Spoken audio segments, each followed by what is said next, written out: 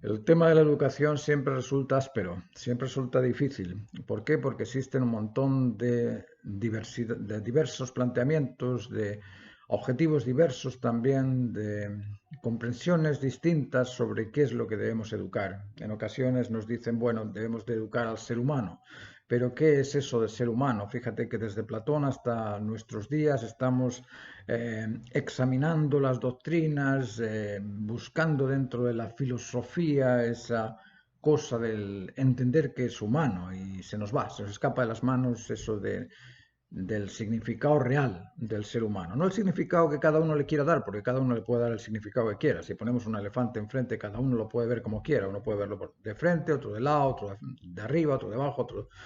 Pero el elefante en sí es íntegro. Y aquel que lo observa en su integridad es el que va a descubrir el elefante. Nosotros en la educación debemos de buscar el poder preparar no solamente aspectos técnicos, sino también aspectos de comportamiento, aspectos de convencimiento, aspectos de convivencia, que son los que nos hacen distinguirnos de los animales. Son esos aspectos los que nos hacen ser humanos.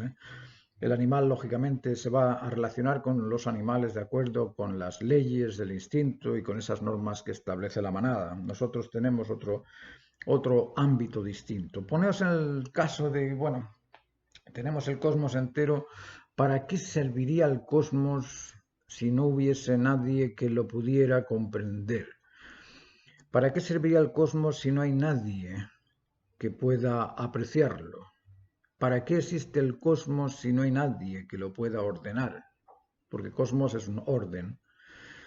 En realidad el cosmos existe para algo y nuestra educación debería de estar orientada en esa consecución. ¿Cómo hacemos que la especie humana oriente el cosmos, oriente todo este ambiente ecológico que tanto echamos de menos, oriente también las ciudades, que haya un planificador de la ciudad, que oriente también las conductas sociales, el ordenamiento social, la convivencia social? Todos creemos que debe existir ese tipo de ordenamiento, pero a pesar de que todos lo consideramos necesario, pocos indagamos en cuál es la naturaleza original de ese planteamiento. ¿Qué es educar? ¿Para qué sirve educarnos y en qué debemos educarnos? Hoy tenemos la experiencia, sabemos que es fácil para cualquiera ir a un jardín infantil, es fácil para cualquiera ir a un colegio, es fácil para cualquiera entrar en una universidad, hacer una licenciatura en cualquier facultad, es fácil, incluso mediante clases online podemos llegar a conseguir aquellos títulos que necesitamos, pero nos damos cuenta de que el título no te garantiza la humanidad. El título no te desarrolla humano, te desarrolla la inteligencia de comprender esos procedimientos técnicos que te van a hacer el ser el maestro o ser el profesional de esa profesión. De hecho, cuando nos presentamos, lo curioso es, ¿tú qué haces? Soy ingeniero, soy arquitecto, soy médico, soy profesional. Luego todos tenemos acceso a la profesionalidad. A lo que no tenemos todos acceso es a la verdadera naturaleza humana. Eso es lo que debemos educar en nuestras escuelas, en nuestras universidades.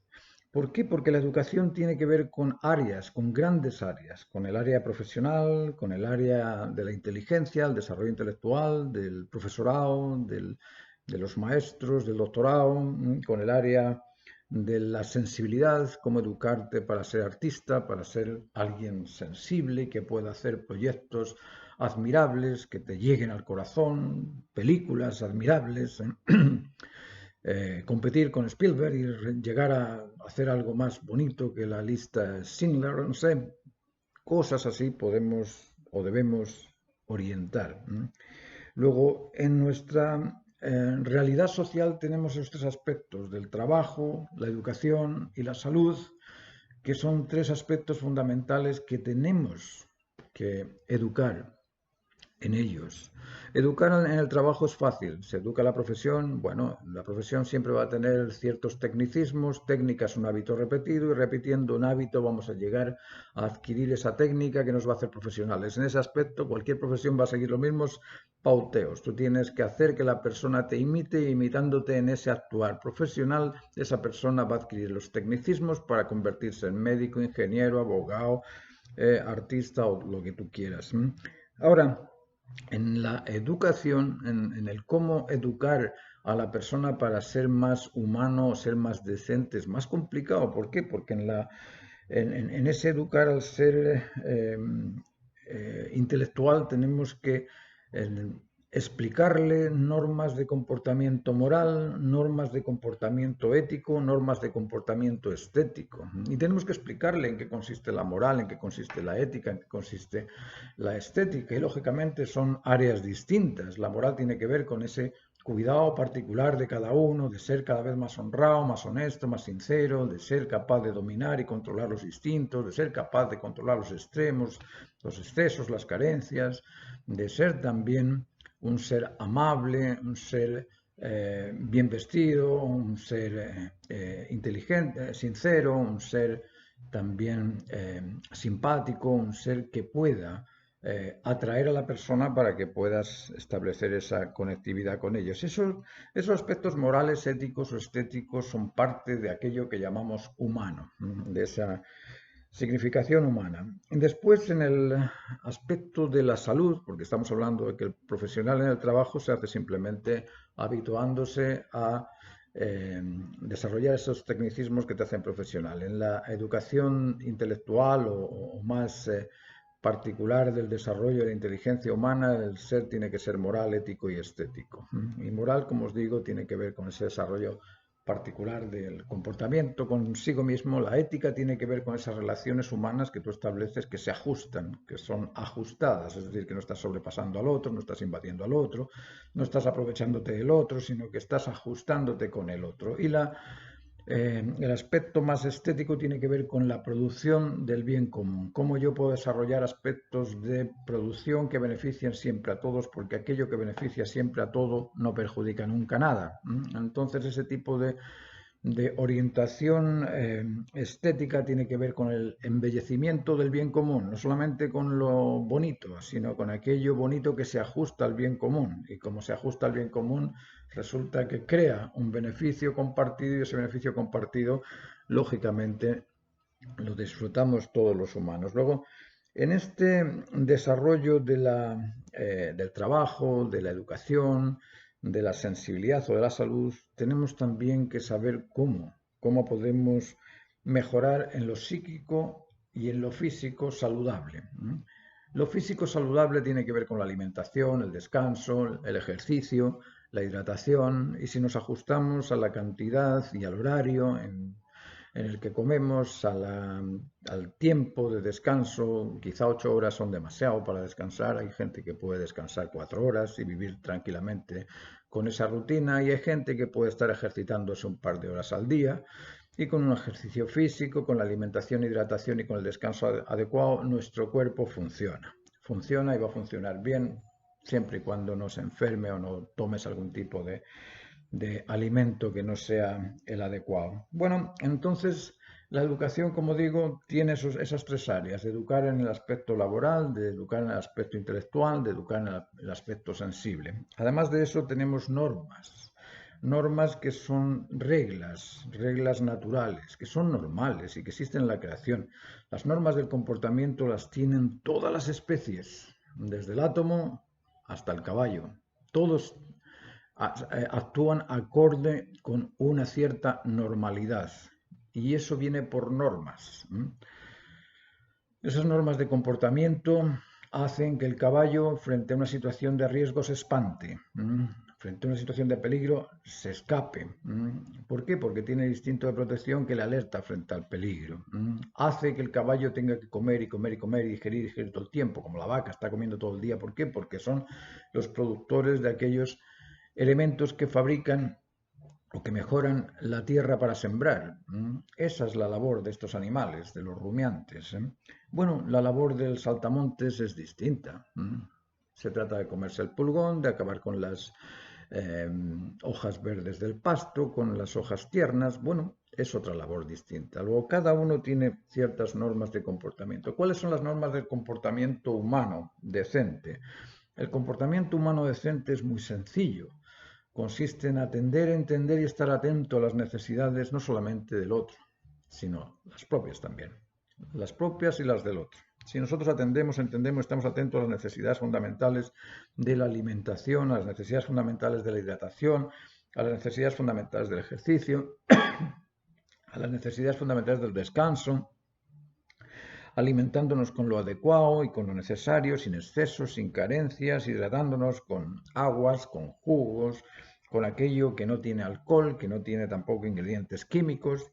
Y si nos ejercitamos de cierta manera, un ejercicio para cada movimiento para cada músculo, lógicamente, si descansamos y nos controlamos en ese descanso, vamos a tener una norma de comportamiento adecuado con las necesidades propias de cada uno. Lógicamente, a eso hay que añadirle el aseo corporal, el cuidado de la apariencia, el tener también ciertas virtudes en el aire, ser prudente, ser firme, ser templado. Esas virtudes son las que nos caracterizan a nosotros como personas maduras. Aquel que tiene dominio sobre la prudencia va a evitar consecuencias desagradables. Aquel que tiene dominio sobre la firmeza va a cumplir con esos compromisos con los que se ha comprometido. Y aquel que tenga templanza ante las diferencias va a ser moderado en las relaciones y no va a tener esos extremos de violencia verbal o de agresividad impositiva o de invasión de la autonomía del otro, ¿no? Luego, la prudencia, la firmeza y la templanza nos sirven para madurar en esas normas de comportamiento, el dominio y control de los excesos y de las carencias, el dominio y control del miedo, nos hace cada vez más humanos. Luego, si somos amables, divertidos, colaboradores, sinceros, somos compasivos también, empáticos con el otro, nos interesamos en conocer y descubrir qué es lo que nos ofrece el otro, por qué se siente de esa manera, por qué actúa de ese modo, comprendiéndolo y conociendo esas razones justas, nos ajustamos también a esas necesidades propias del otro y de uno mismo. Y de esa forma nos transformamos en personas moralmente maduras. Para eso tenemos que controlar la sobreprotección y la indiferencia, que son aspectos extremos de nuestra naturaleza emocional. Tenemos que controlar la arrogancia y la ignorancia, que son aspectos extremos de nuestra naturaleza intelectual. Y tenemos que controlar la agresividad impositiva o la negligencia inoperante, que son aspectos de nuestra voluntad o de nuestra motivación. Esos aspectos nos hacen cada vez más maduros. Ahora, si somos capaces de evitar todo tipo de alteración a la verdad, es decir, evitar la ficción, evitar la fantasía, evitar los estigmas, todas estas cosas nos hacen que nuestra humanidad se deforme. Y se deforma precisamente por eso, porque estamos adquiriendo una serie de hábitos de conocimiento que no nos benefician. La ficción es pura mentira, la fantasía es algo imaginario, pero tampoco es real. Y los estigmas son esas tendencias a pensar que el doctor eminente tiene que ser un hombre y no puede ser una mujer. Bueno, ¿por qué no puede ser un doctor eminente una mujer también? Bueno, esos estigmas tenemos que irlos poco a poco eliminándolos de nuestra conciencia para podernos hacer cada vez más moralmente hablando, más desarrollados, éticamente hablando, más desarrollados o más maduros y estéticamente también con más decencia o con más recursos como para podernos relacionar mejor. Vamos a hablar un poco de las normas de convencimiento. La inteligencia es una habilidad intelectual que nos permite analizar comparando en base a criterios, en base al criterio particular que es como el regulador que permite emitir un juicio o una sentencia. Es decir, nuestro criterio es aquello que va a determinar si eso es o no es verdadero o es o no es justo. Ese criterio es el convencimiento que nosotros hemos llegado a crear o establecer, que va a ser después el convencimiento regulatorio del juicio evaluativo que establece la inteligencia. El criterio acumula sentimientos, acumula conocimiento y acumula experiencias. Y gracias a estos conocimientos y experiencias y sentimientos determina la sentencia de aquello que está evaluando. Es decir, para poneros un ejemplo, el criterio cristiano del matrimonio implica que el matrimonio tiene que ser monógamo. Pero el criterio nigeriano, hasta los últimos años, ahora se está modificando, pero hasta hace poco el criterio nigeriano del matrimonio era que tú podías cambiar a la mujer por una vaca. Y si tenías $300 podías comprarte otra mujer. ¿Y qué importa cuántas tengas si las puedes mantener? Ese criterio, lógicamente, a la hora de evaluar el matrimonio, distingue o diferencia al cristiano del no cristiano, del nigeriano, por poneros un ejemplo.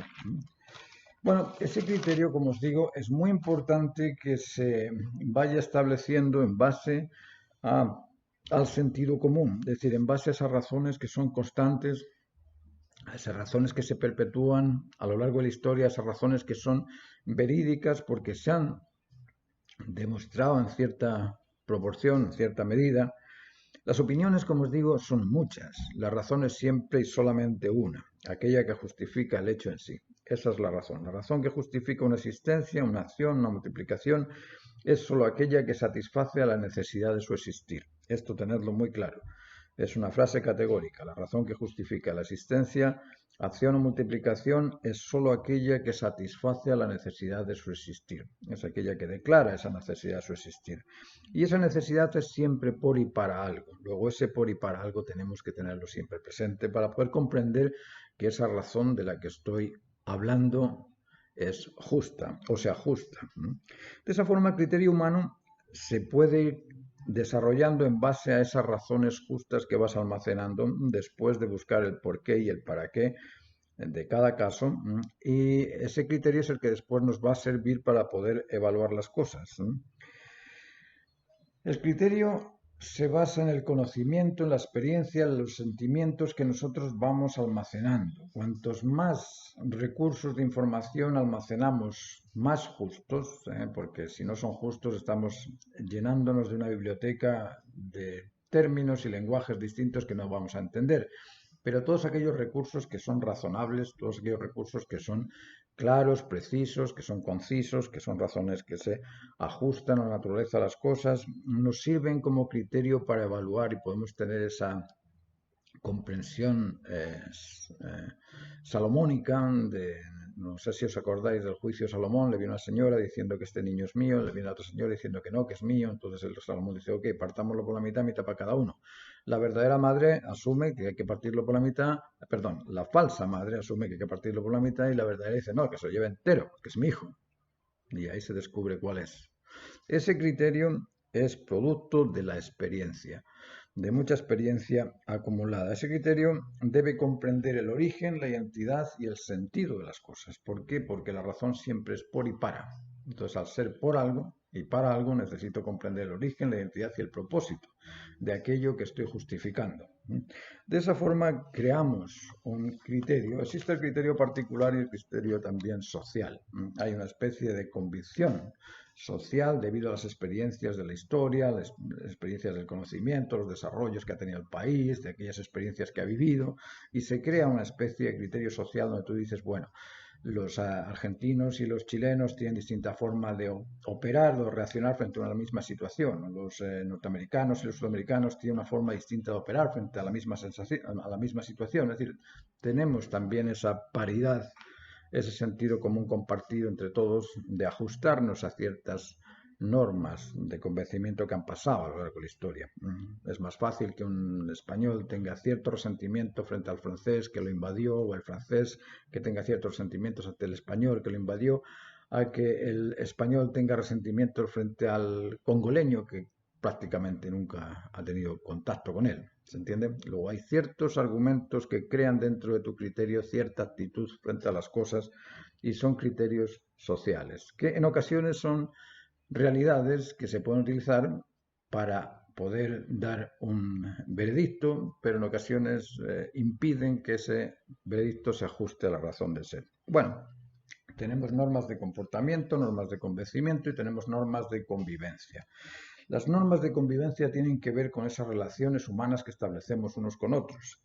Y en esas relaciones hay aspectos que tenemos que tener muy claros. Uno es la ubicación. Si yo estoy frente a un experto, si estoy frente a un doctor, si estoy frente a un maestro, si estoy frente a alguien superior en el conocimiento, en la experiencia, en los años, en lo que sea, lógicamente mi ubicación debe ser de escuchar y respetar a esa persona porque tiene más experiencia que yo. Entonces, en ese respeto yo puedo integrarme con él y puedo incluso a lo mejor conducirle, orientarle y darle una salida que él no tiene. En ocasiones podemos ser asistentes de esa persona que es experto en un tema, pero que le falta un argumento que yo dispongo de ello, siendo yo inferior en ese conocimiento a él. Podemos seducir con afecto, persuadir con la verdad, motivar con el ejemplo lo correcto y de esa forma apoyar a esa persona que tiene una posición distinta a la mía porque es un líder social, porque es un ser distinguido por alguna razón, porque es algún anciano, porque ha vivido más tiempo que yo, por lo que sea. Luego, el ubicarse en las relaciones humanas es muy importante para establecer normas de convivencia adecuadas. Ahora, una es la posición del emisor, del receptor, del responsable, de aquel autor que tiene la autoría y por lo tanto autoriza al otro a estar en esa dinámica con él y por ese autorizar al otro dispone autoridad y es responsable del otro. Ahí se establece la posición del sujeto, el sujeto activo emisor y la posición del objeto activo receptor. Ese objeto activo receptor va a responder siempre y cuando se sienta atraído porque el sujeto lo ha atendido, ha estado atento a él, él lo entiende y además lo seduce con afecto. El afecto es un atractivo. La verdad es otro poder atractivo, interesa conocer la verdad. Y la bondad es otro poder atractivo, es decir, si yo atiendo al otro, lo entiendo y estoy atento al otro, y si yo lo seduzco con afecto, lo persuado con verdad y lo motivo con el ejemplo de las cosas que son buenas o con lo ejemplar, lógicamente esa persona va a estar conmigo y va a confiar, me va a respetar y lógicamente se va a vincular conmigo. Bueno, ese tipo de normas de convencimiento, de comportamiento y de convivencia son normas que nosotros los humanos debemos imitar al resto de la creación. En la creación surgen exactamente las mismas normas. Los animales se dan por el bien común, se dan por el beneficio de su especie, se protegen dentro de ese grupo de ser especie, cuando se sienten atacados tratan de defenderse. Claro que si hay un depredador no lo van a poder eliminar, pero sí que pueden defenderse y protegerse y escapar y buscar la solución. ¿Por qué? Porque están por el bien común. Nosotros deberíamos obrar por el bien común y de forma incondicional, sin condiciones. Es decir, el máximo afecto que podemos mostrar al compañero en la convivencia es entregarnos por su bienestar sin condiciones. Eso es muy importante que lo tengamos todos claro.